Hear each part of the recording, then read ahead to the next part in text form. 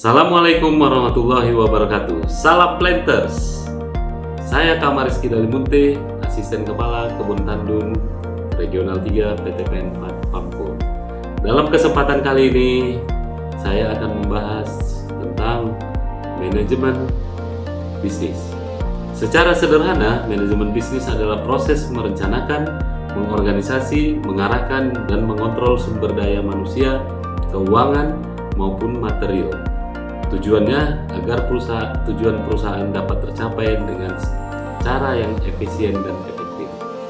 Jika kita analogikan dengan kebun kelapa sawit, manajemen bisnis adalah cara mengelola mulai dari bibit, tenaga kerja, hingga hasil panen, agar semuanya dapat berjalan optimal dan memberi keuntungan. Tujuan utama dari manajemen ini adalah pemanfaatan sumber daya yang efisien dan efektif. Efisien berarti menggunakan sumber daya dengan cara yang hemat biaya, sementara efektif berarti membuat keputusan yang tepat dan berhasil diterapkan. Proses manajemen meliputi 4 tahapan. Yang pertama, yaitu planning and decision making, yaitu menetapkan tujuan organisasi dengan memilih tindakan yang tepat untuk mencapainya. Yang kedua, organizing, atau menentukan cara alokasi kegiatan dan sumber daya. Yang ketiga, leading, mengatur dan mengarahkan anggota organisasi untuk bekerja sama dalam mencapai tujuan. Nah, yang keempat, controlling, memantau kemajuan organisasi untuk memastikan tujuan tersebut dapat tercapai dan dapat dimaksimalkan. Bisnis yang sehat dimulai dari perencanaan yang baik, termasuk penyusunan anggaran yang tepat. Anggaran berfungsi untuk menyelaraskan dengan rencana strategis, memfasilitasi koordinasi, menjadi dasar pertanggungjawaban, dan sebagai alat evaluasi kinerja. Di PTPN, perencanaan dimulai dengan menentukan luas areal, target produksi, kebutuhan tenaga kerja, serta perhitungan biaya dan harga pokok produksi. Namun, perencanaan saja tidak cukup. Penting juga melakukan monitoring dan evaluasi kinerja secara berkala dan berkelanjutan. Tantangan yang kita hadapi seperti cuaca buruk, kerusakan mesin, atau keterlambatan pasokan sering terjadi di lapangan. Oleh karena itu, pengendalian menjadi alat utama untuk memastikan kita tetap bekerja di jalur yang tepat.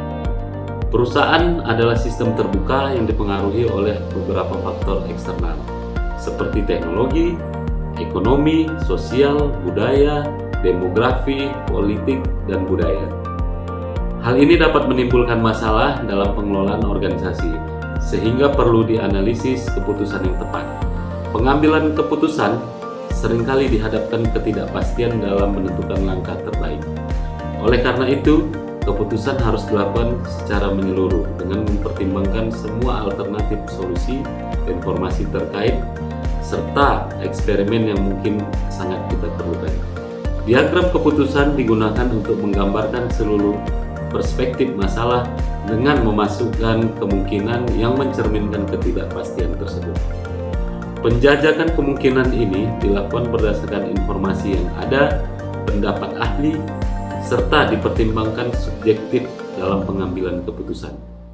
Frekuensi pengambilan keputusan terhadap risiko digambarkan dalam bentuk utility yang dapat digunakan untuk menentukan tindakan optimal berdasarkan ekspektasi tersebut.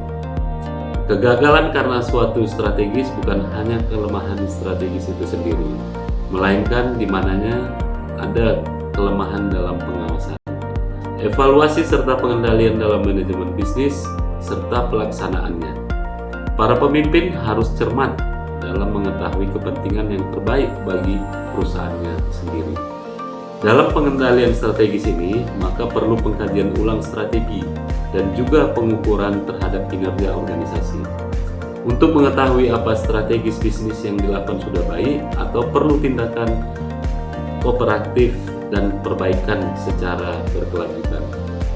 Demikian pemaparan dari saya terkait manajemen bisnis, kiranya dapat bermanfaat bagi kita semua. Terima kasih, tetap semangat. Wassalamualaikum warahmatullahi wabarakatuh.